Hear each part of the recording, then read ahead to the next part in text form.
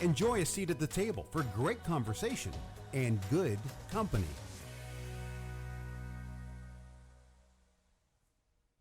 Welcome to And Good Company. I'm Sarah Fiedelholtz. We all know a great dinner party isn't really about the food. It's about the people seated around the table engaging in lively discussion.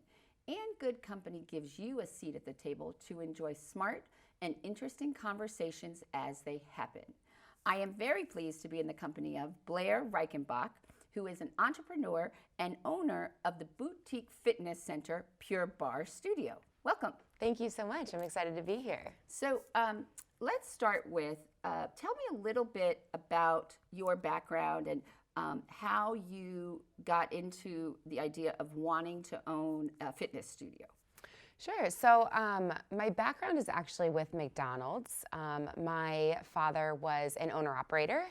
And so after I graduated college, I started to work for him, kind of with the idea that I couldn't find a job. So it was something that I knew I could get into.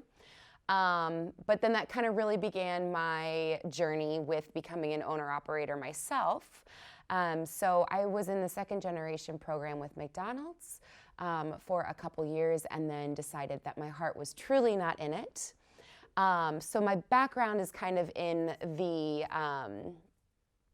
what am I trying to say? The franchise, thank you, the franchising. Mm-hmm. And then while I was working for McDonald's, I found Pure Barre as a client. So I was just taking a couple Pure Barre classes in Indianapolis. And that's where you were living at the time? I was living at the time, yes. And then I loved it so much, I then became an instructor. So I was juggling both my job with McDonald's and teaching very early morning classes with Pure Barre. And again, like I said, heart was not fully in McDonald's and kind of pursued the opportunity to merge my background and my passion with Pure Barre into one. So looked into the Fort Wayne area, originally from Fort Wayne, and saw that there was an opportunity for Pure Barre here. And so I moved home and opened the studio in May. Great. Before we really talk about Pure Barre, I want to talk about McDonald's because a lot of people, I mean, obviously we all know the Golden Arches, yes. and it's probably one of the first letters that every child can identify. But I don't think that people realize that they have this, like a program called Second Generation. So what is that? So the Second Generation program is designed for children or even spouses of a McDonald's owner-operator.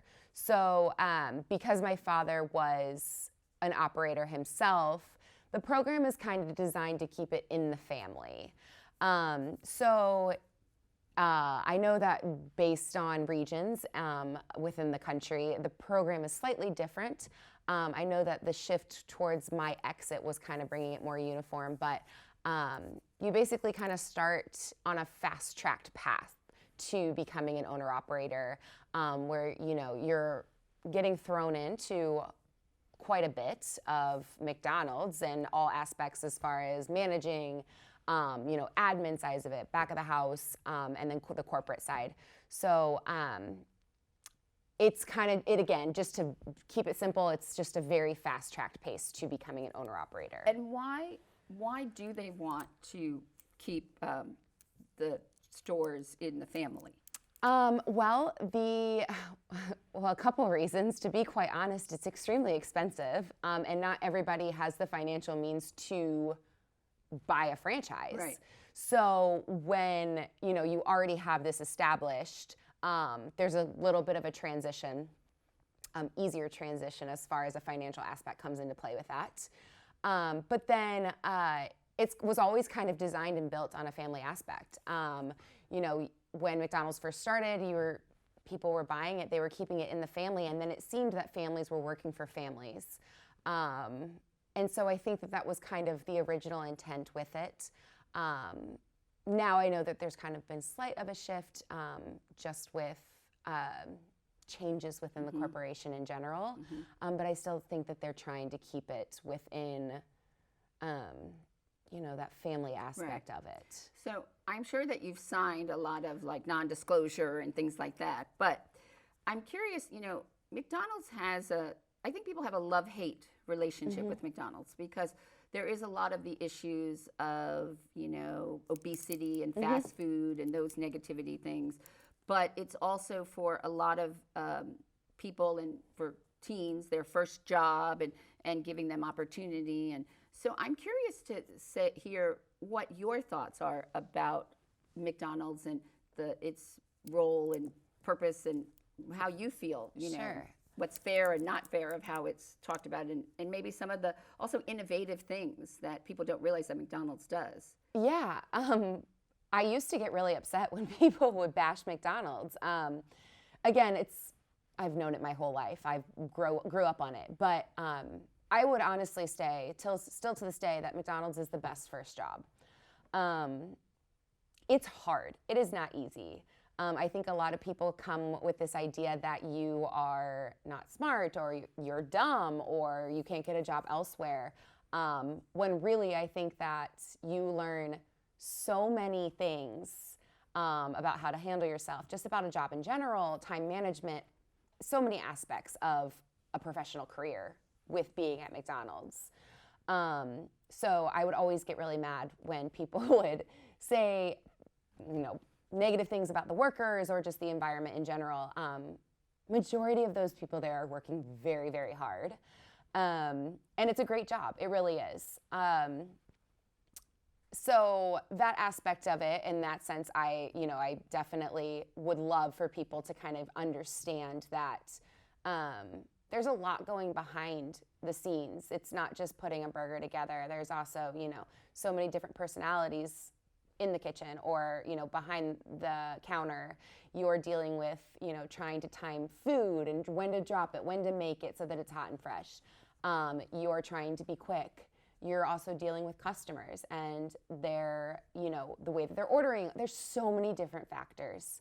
But I do think it's one of the best first jobs you could ever have.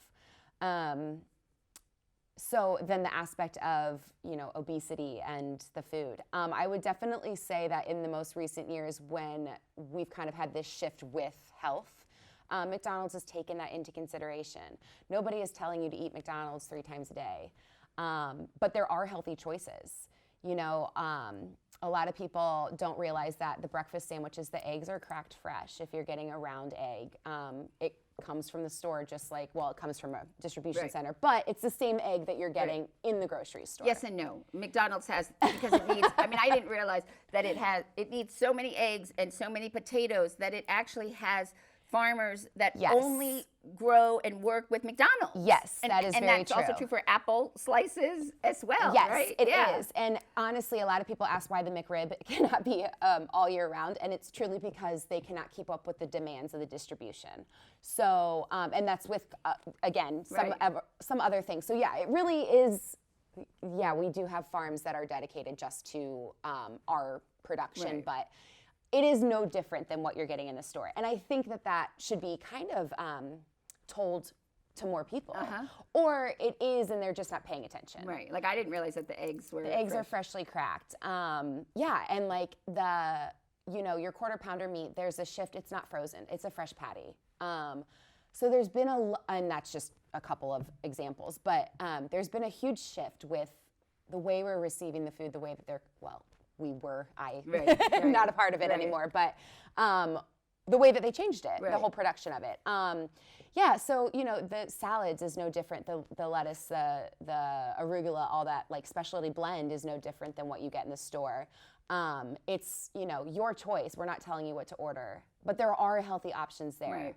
And then at the same time, McDonald's is great at what they do. It's a great burger. There's an aspect where people aren't going to McDonald's for healthy options in a sense. So, there has been a shift. I think it just needs to be more widely talked about and told to people that you can get something healthy when you pull or in, you can enter the restaurant. Or you don't have to order a large. Like they got rid of the super size. Right. Yes.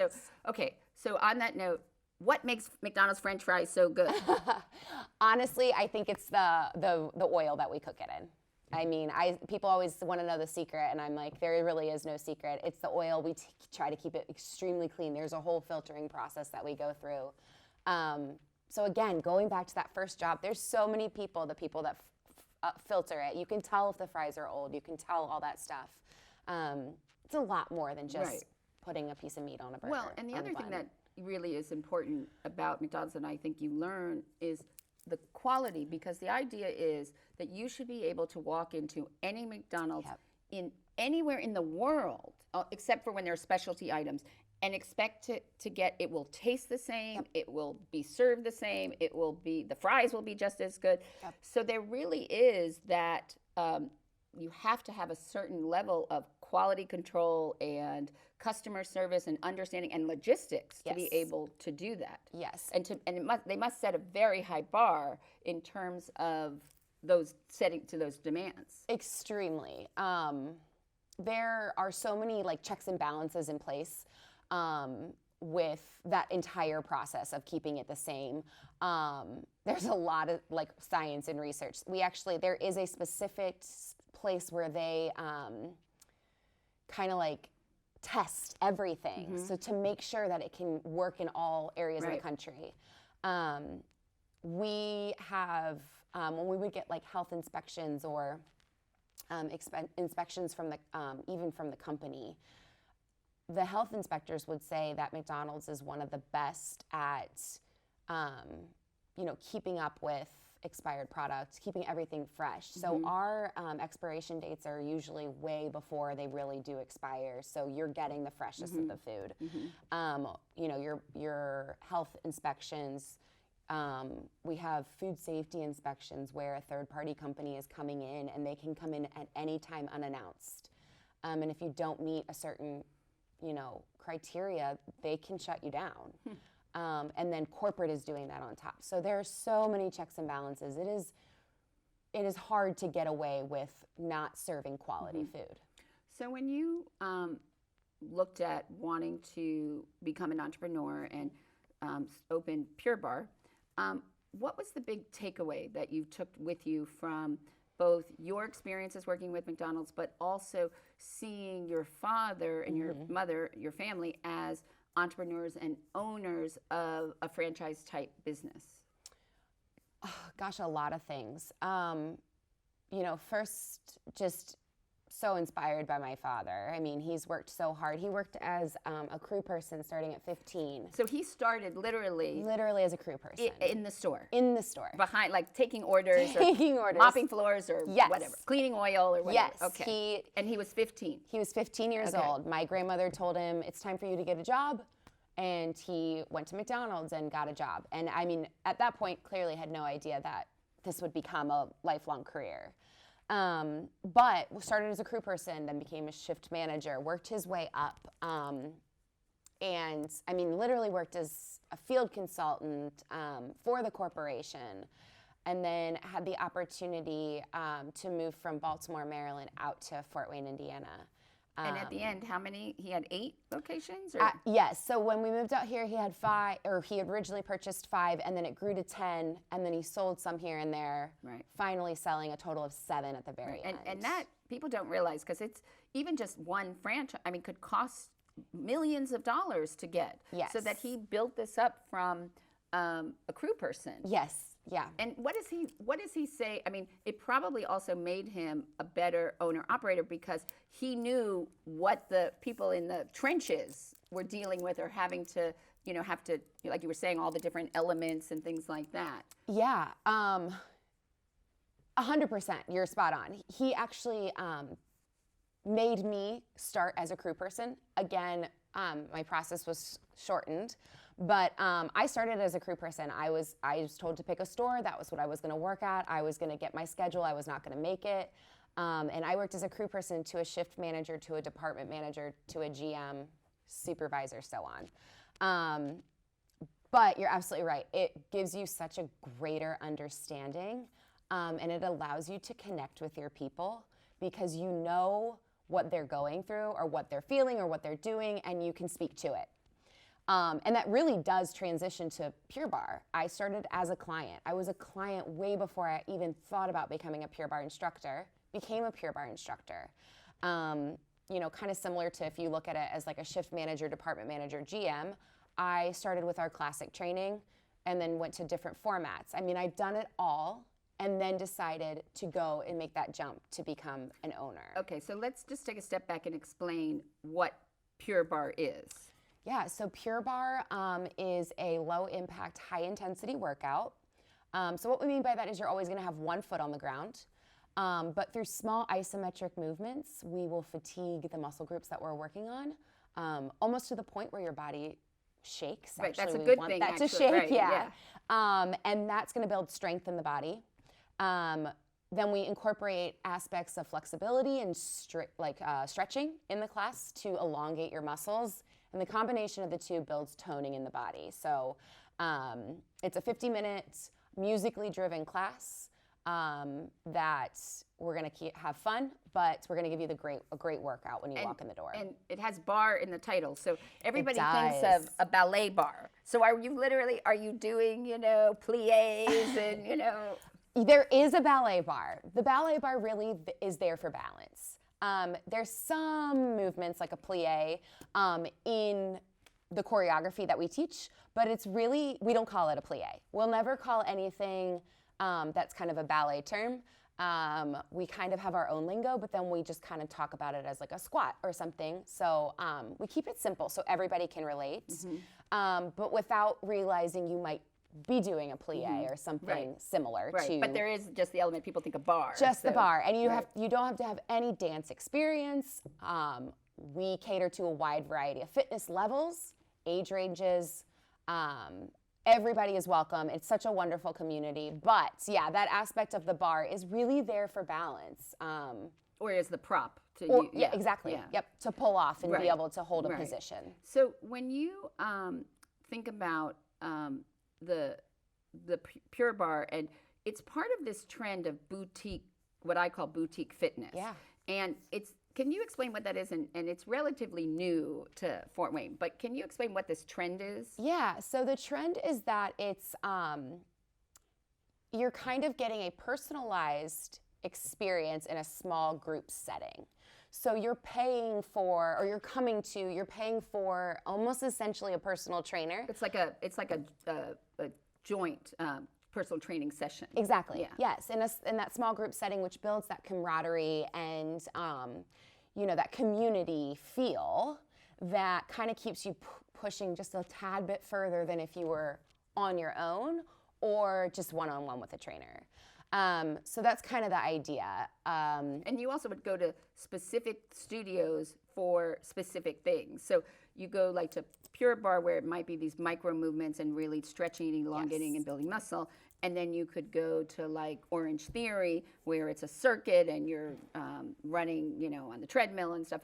And we don't have it here, but then there's like Barry's Boot Camp, and then there's Soul Cycle, So, and the idea that you sort of can, instead of going to a big box gym, you go to different boutiques, and that helps also to keep your fitness routine changing and evolving and helpfully, because we all have a tendency of doing the same thing every time we go. And yes, you're exactly right. I always say, just because I would consider the two boutique fitnesses here in Fort Wayne are Orange Theory and Pure Barre. Right.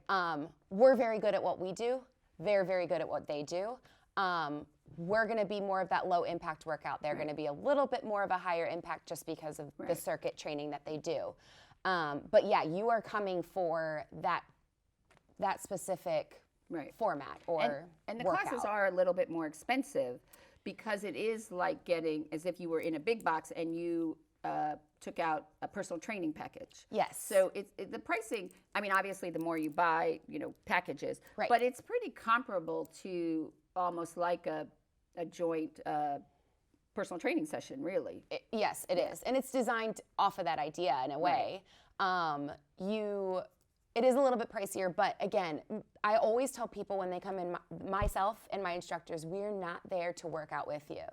We're there to coach you, to be that trainer. Right. We're walking around the room. We are providing what we call like hands-on assistance, correction and correction, or alternatives if somebody modifications, enhancements to the workout.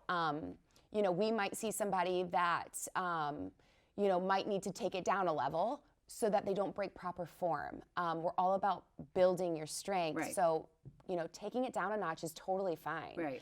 But then we also want to push you. So we're going to get you to that right position, but then we might tell you to lift your leg a little bit higher or something, sink your seat a little bit lower. So yeah, we're walking around the room, making sure that you're in the position that you need to be, but still pushing you. Right, which is what a personal trainer would do. Exactly. So, I mean, obviously sitting here, you know, you look cool, calm, collected. Everything sounds great. But the fact is that you are in the midst of this. So you actually opened, is it over a year now or just? Just in May. In May, okay, just a year. And so you launched during COVID. Yeah. And you, although you were in the McDonald's program, you've never run anything yourself. And so I really wanted you to talk about what it has been like as also being a woman and a millennial, and what has it been like for you to do this? And, you know, let's share some of the successes and some of the failures. Yeah, it's been incredibly bittersweet. I would love to say it's been absolutely wonderful, but there have been some very tough times. I mean, you even recently had a time where you really had to take a day and just step away, like for your own mental health, because you're so intense in it. Yeah. And it's not only just the running of the business, but also you have issues like instructors, and if they get sick or they move to Australia or they got to cancel, or but also just setting up the business. Yes. So I think anybody would tell you starting a business, you know that you're going to be there 24/7. Or 29, yeah. 9 days, 29 hours, 9 days a week. So yeah. Yes. What I think is the added challenge is that aspect of COVID that we are in. And I think that is definitely puts, you know, some road bumps in the way of, you know, hiring, even getting people in the door. Right. So when I opened, I was hiring. Actually, before I even opened doors, I was advertising that I was hiring. All of these, you know, resumes were flying in my inbox, and you know, I'm reaching out to them, and then when you follow through, they don't follow up on their end. Right. So I actually opened the studio. My very first week, I taught over 37 classes. Now, even though you're not doing the workout, I'm still working, and you're demonstrating, and I mean, for 50 minutes, I'm up and down on, you know, the floor standing. I'm positioning everybody. I will get everybody into the position they should be in, set them up. I will do 1 or 2 reps, and then I walk around the room. You're very focused. It's very intense. Yes. Yeah. You know, you got to be on. You're thinking about so many things from an instructor standpoint. The lights, the music. Are people in position? What's the next choreography? Where are you in the room? Where do you need to be? All sorts of things. I mean, I don't think people truly understand all that goes on behind the scenes for an instructor, but I'm doing that, and then I'm answering questions, and I'm answering the phone, and I'm, you know, signing people up for a membership, and there was and the fact of the matter is there was an investment. I mean, you had to make a significant. I mean, even though a franchise, I mean, it's a significant investment. Yes. Not only to get the rights to the business, let alone what you have to invest to be able to open the business. So you're also thinking about that investment. Absolutely. I mean, you know, there's all these numbers and goals that you're like, okay, I have to hit this, but then it was almost like, where do I draw my attention to? Because just as much as I'm focusing on the owner, the business side of it, I'm focusing on the people front aspect, where I'm teaching classes and I'm, you know, trying to share with everybody my love for the workout, give them a great experience, and then just be the middleman too in between those. And solving all the problems. It was exhausting. I mean, it was exhausting. And at the same time, you know, there was still, you open a business, you open your doors, and there's still 1 or 2 things that, you know, the contractor needs to come back and fix. And so you're telling people like, oh, don't mind our mess. Like, it was absolutely chaotic. I think I remember one specific evening, I think it was the Thursday. We opened on a Monday, it was Thursday. I walked into the studio to teach the last 2 classes of the day, and my feet hurt so bad. And I remember I just walked in the door, I opened the door, and I started crying. And it wasn't because, like, nothing was wrong. I think it was just that pure exhaustion. And my one instructor, who technically was not certified yet, said, I'll just teach it. And they went over to Starbucks, because we're located next to Starbucks.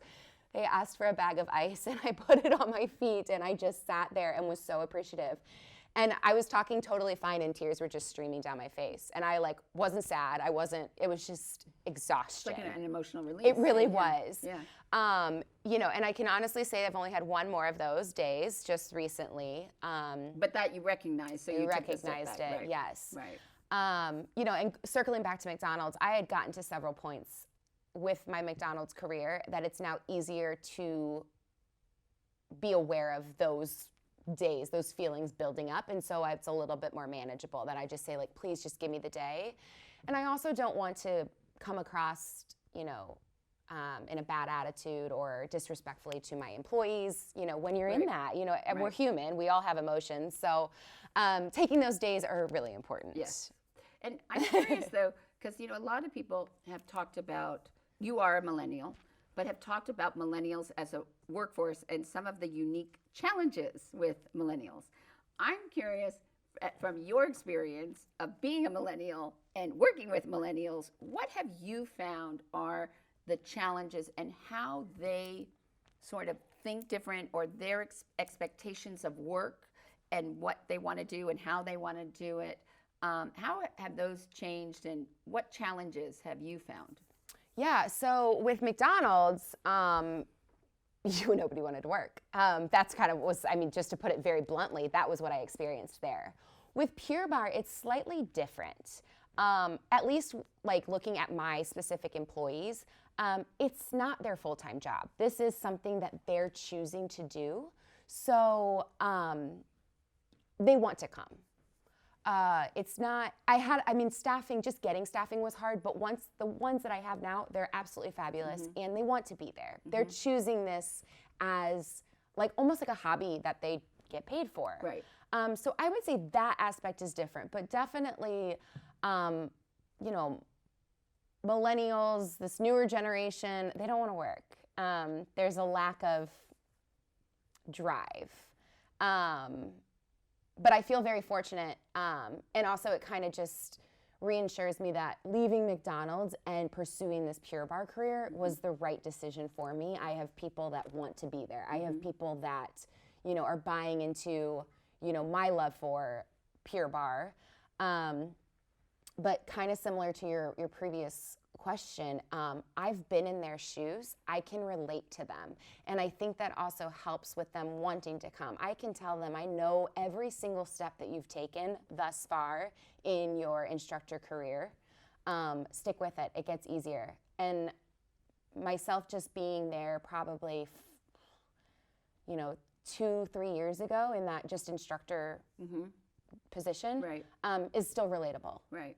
And so after you've opened Pure Barre and you've started being in this, what is the thing that you have gone back to your dad and said, why didn't you tell me this? Gosh, so many things.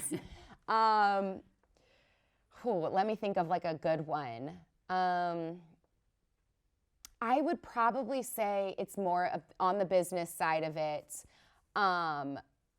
All of the numbers and the reports and, your P&Ls. I'm very familiar with a, P&L statement, but that's a profit and loss. Profit and loss. That's what businesses live by. Yes, but just everything that goes into it, and managing it.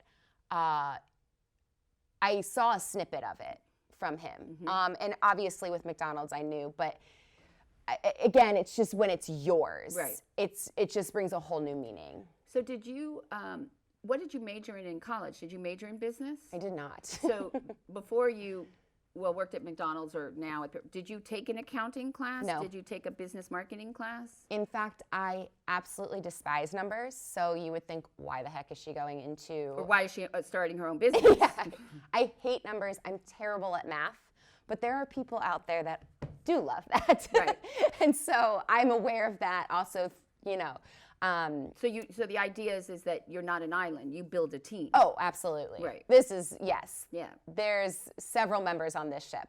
But yeah, so I most certainly do not do any of the accounting part of it. I have somebody else doing that. Well, I'll tell you a secret that I learned in business school from my accounting professor. If you're looking at any statement and you really don't know, start with the biggest number on the sheet and ask about that. Yeah. And then when you start with that others. largest number, and then that will lead you to the conversation. But Yes. if you don't know where to start, just pick that number and say, okay, now tell me about what this is about. Yes. Right. But people don't realize that you don't have to be, and I think this is also, which I want to get into, this idea for women and women in business, that we sort of think we need to be able to do it all. It's like, I have to bring home the bacon, fry it up in a pan, and never Right. forget your man. But you don't. And that if you don't know about accounting or legal issues or marketing, there are people that you can hire that help you. But the key is knowing, like I said, where to start or what questions to ask, Yeah. or sort of, and feeling like with women that your gut, Yeah. So why do you think that women feel like, we have to know everything, and we have to have all of our ducks lined up, and we have to feel like we know that we can do this 100%, and we think that, we sort of this imposter syndrome. Why do you think this is with women? It could be just generational and social norms that have been put in place for us. Did you experience this? Because you're a different generation. So did you still experience these questions, and did you feel like, you sort of were playing fitness center or, owner or? I think I'm going to relate everything to McDonald's and giving me the confidence. I knew going into McDonald's too, when I was in the second generation program, that I was female, and there weren't very many of us. And I knew that was an advantage. And so maybe a little bit different than other people have experienced, I knew I kind of had an upper hand. I knew that they kind of wanted me. Due to, what's going on socially now. Right. They want diversity, they want inclusivity, Yeah. and they probably found that women, I wonder if they looked at that women's stores are better performing than some of that would be interesting. I don't know. I bet you. Now I'm very interested, because I do know a couple of female owner-operators, and they're fabulous, and they're wonderful. But I think that was kind of the confidence that I had to not even really think twice about opening this studio. I knew in my gut it was something that Fort Wayne needed. And I mean, don't get me wrong, there are still days that I wake up and I'm like, what am I doing? Like, how did I even get here? Because it's kind of a blur. But I would say that my confidence in just being able to do it came from knowing I had a little bit of an upper hand with McDonald's, but I do know that that's not everyone's experience. Right. But the other idea, so when you have a franchise, in case people don't understand it, is so you're buying the rights from a corporate entity. Yes. And they really set it up. I mean, they tell you what it's going to look like. They give you all the computer systems. They help you with, to a certain degree, certain Absolutely, things. yeah. And in the case of a lot of the, like Pure Barre and some of the other boutique fitness, they really are geared to women owners, because the majority of your clientele are women. So talk about how, is that good or bad? And is that been a benefit that they sort of gear it towards women owners, but also then you are surrounded by other, you have to be, first of all, to be an entrepreneur, I always say that what people don't understand, the difference between a business owner and an entrepreneur, is an entrepreneur has to be able to handle risk.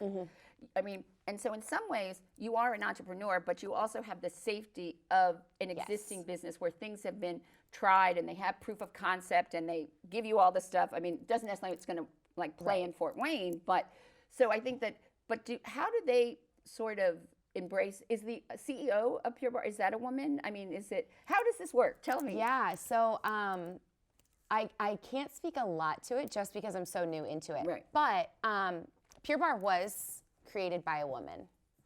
It is now under an umbrella company. It was sold. It was sold, right. yep. To a company called Exponential. So underneath that umbrella, you have, just to name off a few, you have Club Pilates, Cycle Bar, Stretch Lab.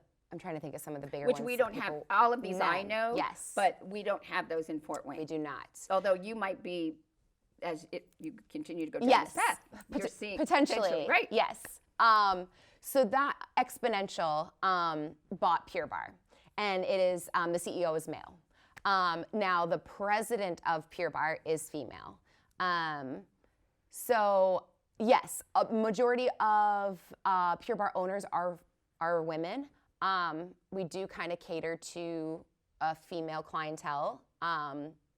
Not to say that men can't do it. Men are very welcome. Very welcome, right. and you know. And they realize that it is very hard. Very hard, yes. But I don't know. I think it's very empowering to have majority female owners. I think it works well for what kind of the design of our boutique fitness studio is all about. But as far as feeling any, feeling like maybe they were treated differently, or the way that the CEO looks at us compared to a male owner or another Exponential brand, I can't speak fully to that yet, just because I'm so new to it.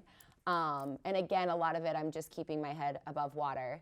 But I think from my standpoint, and knowing that I have a group of women out there that can speak to some of the challenges that I might experience or have experienced, is incredibly empowering and very, very cool. And you are not married yet, and you don't have any children. Nope. So for you, this idea of the life-work balance thing, but what do you think about that? Do you think that's just a myth that women have? Or they say you can have it all, just not all at the same time? Yeah. Or do you try to put pressure on yourself like that too, to sort of feel like you have to do it all? And and do you look at yourself thinking, okay, how are you going to balance everything? Or I have felt that. I felt that with McDonald's. That was a huge part of why I made the decision to leave. And there are a couple other factors as to why location of where our restaurants were located, and several other things. So that would impact your quality of life. Yes. The driving time, the amount of time it would take to and from work. But, McDonald's was 24/7. Pure Barre is 24/7, but it's different. We're not open 24/7. That's right. Yeah. At McDonald's, you could get a call at 4 o'clock in the morning and saying, yeah, that's right. It's just a different environment. Yeah. Yes. And so I did make that shift knowing that the work-life balance would be different with Pure Barre. Again, I guess maybe if I had actually taken that final step to becoming an owner-operator myself, I don't know what that work-life balance would have been like. I know the path that I was on, I wouldn't have been able to have it all. Or I felt like I didn't. And do you think, I have my own personal biases about women supporting women, and I don't really necessarily think that women are women's really best friends. And so how do you feel about women and being in an environment where it is lots of women and women supporting each other?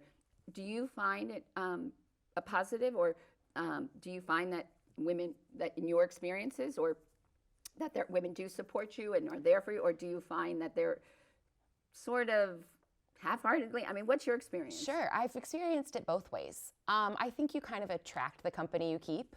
And so I, not tooting my own horn, but I really do try to support other women. I think, personalities come into play. I've been in, the McDonald's side of it, where I've dealt with cattiness. I've dealt with, trying to step ahead of me. Or maybe people that felt that you were the owner's daughter. Oh, yes, absolutely. Yeah. But then again, that's the more information you know, then you talk to them about how my dad started and worked his way up, how I had to work my way up. And then, but there's always going to be that in life. Right. But specifically with Pure Barre, again, I'm so new. All the other owners, a lot of them reached out to me. Hey, let me know if I can help you with anything. I think COVID kind of brought everybody to a level where, oh gosh, we all need to kind of come together and keep this company alive. Right. So I'm kind of walking in on the tail end of that beginning. So again, I don't have too much experience, but within my studio, if I speak to that, I truly feel like it is one of the best communities. The most encouraging thing for me is to have my members come up to me and tell me that they love this space. When they walk in, they can feel that it's a judgment-free zone. They feel like they're in the right place. And you have a very wide age range of clients in a class, and even in a given class. Yeah, I would probably say our youngest is, somewhere in 20. Right. All the way. We have a lady in her 70s. Right. And that's cool. Yeah. I always tell people, you're not there, nobody's there to judge you. The only 70 is like the new 50. Yes. I mean, And she's wonderful. Fitter than the 20-year-olds. Yeah. I always say the only person you're in competition with is yourself, you. Right. You look at yourself in the mirror and you're competing against the person you were the last time you walked in. Right. And that's all we care about. So I'm also curious, though, if because of your experience at McDonald's and knowing from your dad to run a business, what was the benefit for you of wanting to do a Pure Barre franchise as opposed to just opening a bar studio or a fitness studio, I've been asked this quite a bit, and honestly, I know franchising.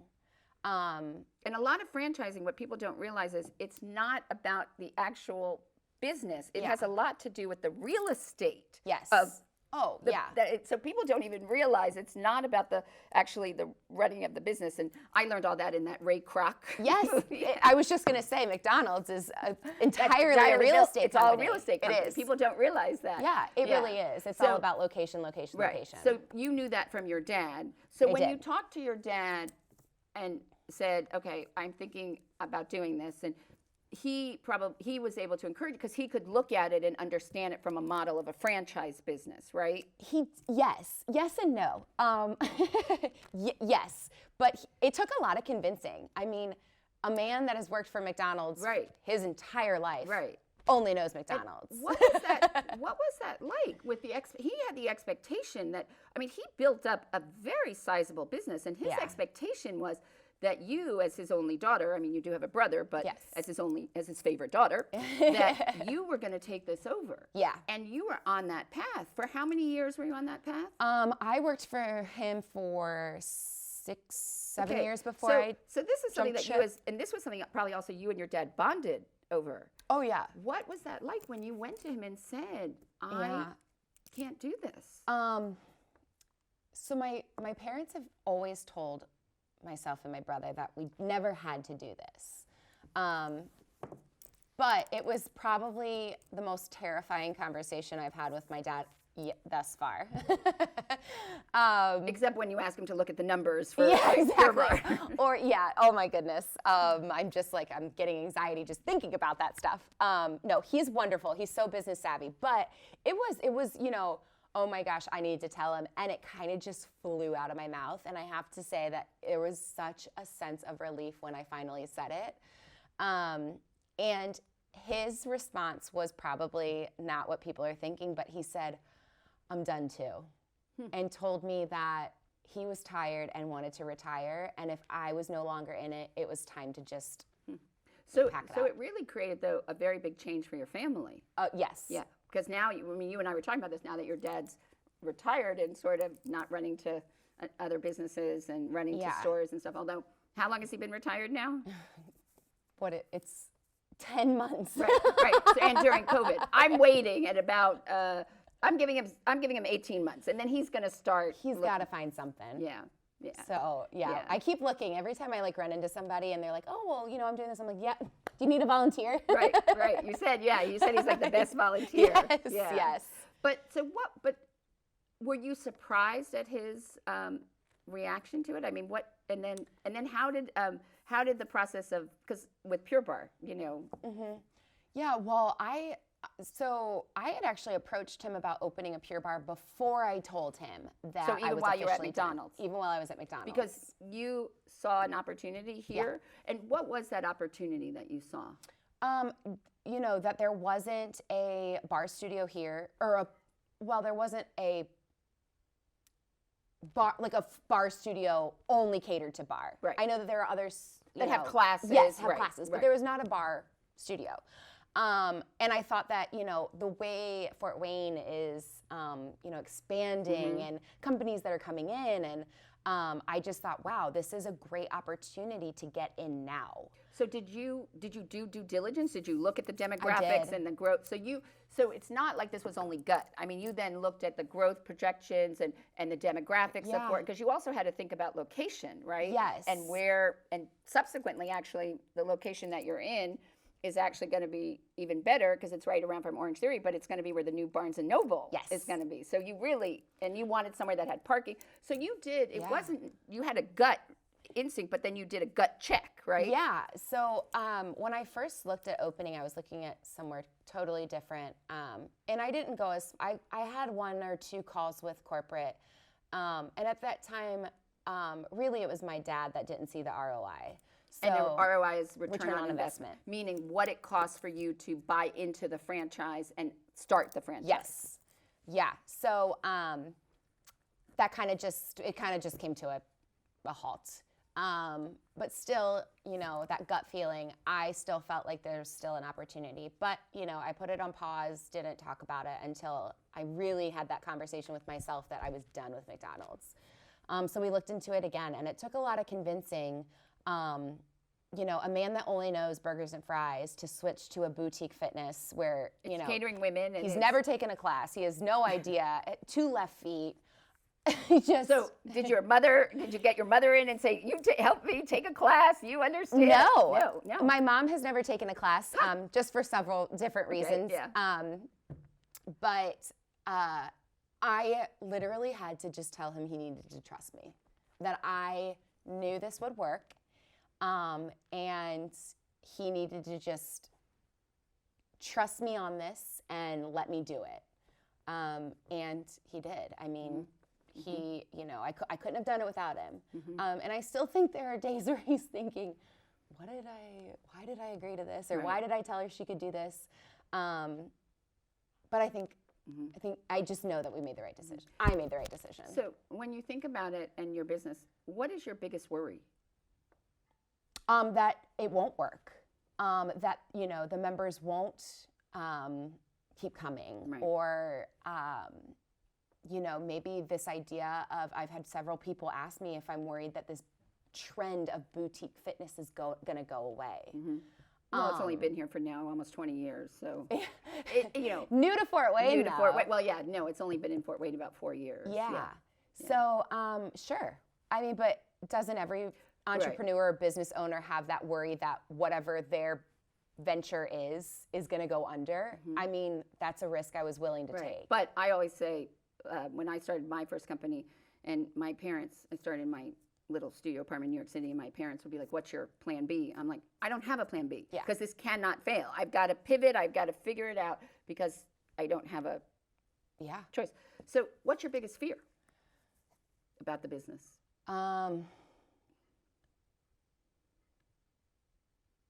People won't like it. And what is the one piece of advice, business advice, you would want to give to women, and especially younger women? Go for it and trust your gut. But I would also add to that, you know, the majority of businesses and entrepreneurs do not start businesses until they're in their 40s. This whole idea of the unicorn out in Silicon Valley is not, because they've all worked other places, either to learn an industry or to get that training. I mean, do you think that you would have had the confidence and sort of the, what we call chutzpah, the nerve, to do it if you didn't have that training and solid understanding that you got from the time that you spent in McDonald's? Probably not, to be quite honest. So maybe it's also, so go for it, but with an asterisk, maybe. Yeah, I get, yeah. Or like you did it. I mean, you did it sort of a smart way. Like I always tell people, like if they think, oh, they wanna own a store, like a retail store. I'm like, fine, then go work in a retail store. Learn the business, but also see how it's run and what you like about it. And you're gonna be there 24/7 and you've got all these other issues. Or if you wanna run a coffee shop or a tea house, I mean, start like you did. You were first a client and then an instructor. My dad always told me to be a student of the business. And so that kind of just has always stuck with me. I feel very fortunate for, having the pathway that I've had from my dad. And I know that not everybody has that. So I don't take that lightly. But yeah, I mean, I guess go for it with that asterisk. Learn everything you can. Pick people's brains. Don't be afraid to fail. I've made so many mistakes. And now I tell people, I don't care if you make a mistake, we'll talk through it. But if you do it again, then we'll have a conversation. But you don't learn if you don't make mistakes. And yeah, you have to take steps and risks, and you have to do things you don't want to do to be able to build your knowledge, to be able to then do something or go for it. But I think that if you feel it in your heart that you have the resources and experience or knowledge, and you in your gut think it's going to work, try it. Right.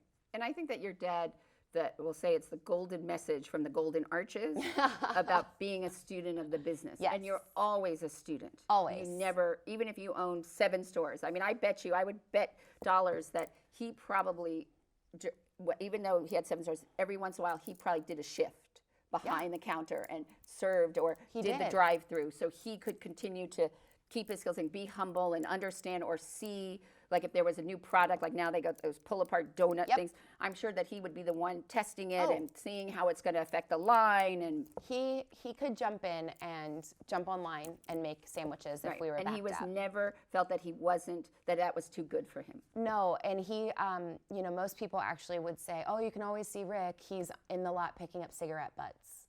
And there aren't many owners that would do that. But my dad said, you do everything you ask somebody that works for you to do.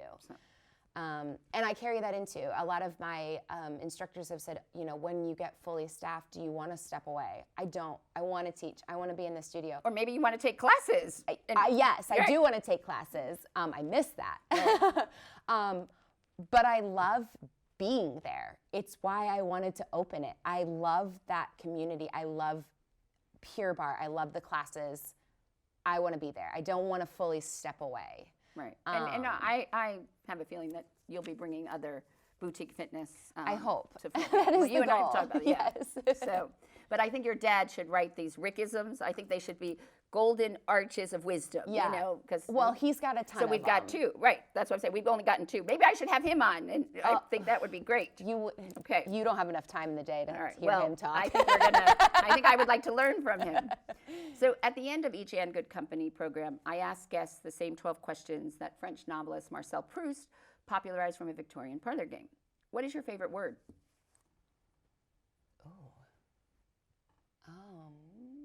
Not my favorite word. Oh my gosh, that's kind of hard.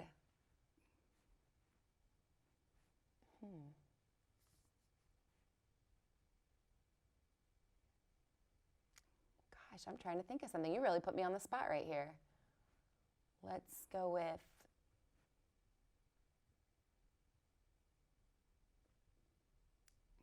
honest.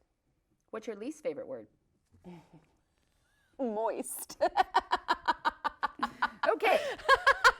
And you're in the fitness sweat business? Okay. Yes. That means your studio is going to be very, very clean. It is very clean. What turns you on creatively, spiritually, or emotionally? Passion.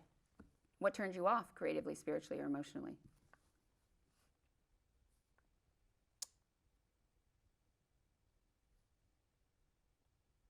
Negativity. What sound or noise do you love? A kitten's meow. What sound or noise do you hate? Nails on a chalkboard. What profession other than your own would you like to attempt? Ooh.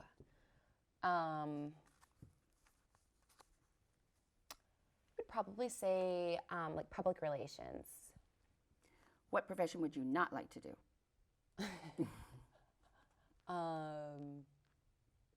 I can think of a lot. A nurse. I would not like to be a nurse or a medical professional.